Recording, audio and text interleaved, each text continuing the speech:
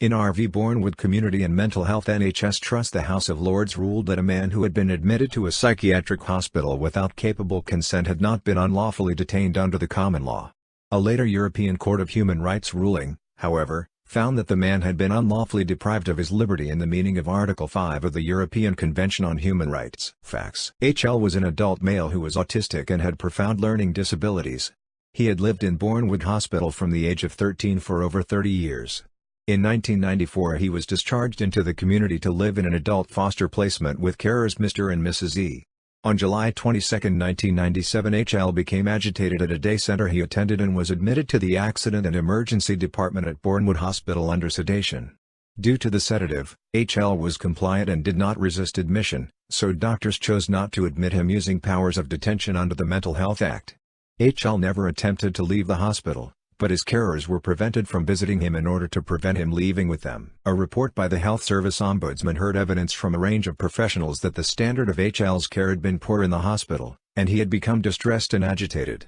Mr. and Mrs. E sought from the court a judicial review of the decision of the Bournewood Community and Mental Health NHS Trust to detain the appellant on July 22, 1997, and the Trust's ongoing decision to continue the appellant's retention and a writ of habeas corpus ad subjudiendum to direct that H.L. be discharged and returned to their care. Judgment. Appeals. In the High Court, the judge considered whether H.L. had been unlawfully detained under the common law. He reasoned that there will be no restraint of the applicant until he has attempted to leave and the respondent, by its agent, has done something to prevent this. The Court of Appeal, however, held that the actions of the trust had been based on a false premise that they were entitled to treat L as an inpatient without his consent as long as he did not dissent. The court held that H.L. should have been detained under the Mental Health Act 1983, as the common law only provided for situations not already encompassed by statute. The court also commented that a troubling feature of the appeal was that the respondent trust was not alone in misinterpreting the act, and potentially the judgment could apply to many patients informally detained like H.L. They stated that the practice of informal detention in cases like H.L. could not justify disregarding the act, especially in light of this bypassing its safeguards to detain patients. House of Lords. The House of Lords considered whether H.L. had been unlawfully detained under the common law.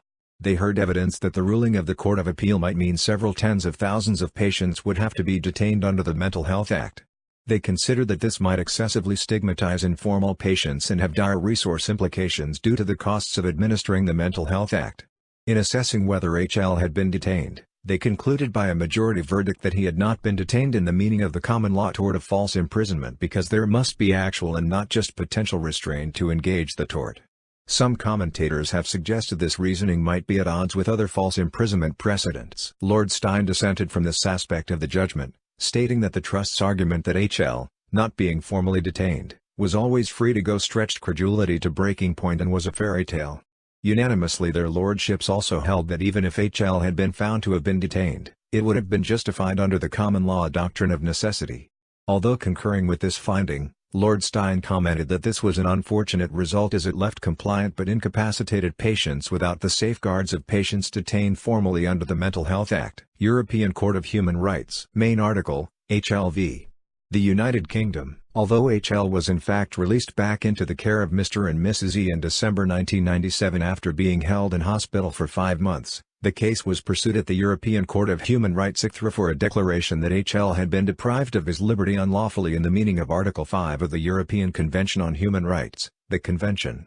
The ICTHR concurred with Lord Stein that H.L. had in fact been detained, finding that the distinction relied upon by the House of Lords between actual and potential restraint was not of central importance under the Convention. They further found that the common law doctrine of necessity did not provide the requisite safeguards for informal detention of compliant but incapacitated patients to be described as in accordance with the procedure described by law as required under Article 5(1)(e). Response of the UK government to the Bournewood judgment. Following the ruling of the ICTHR, the UK government launched a widespread consultation about the potential consequences of the Bournewood judgment, as it became known.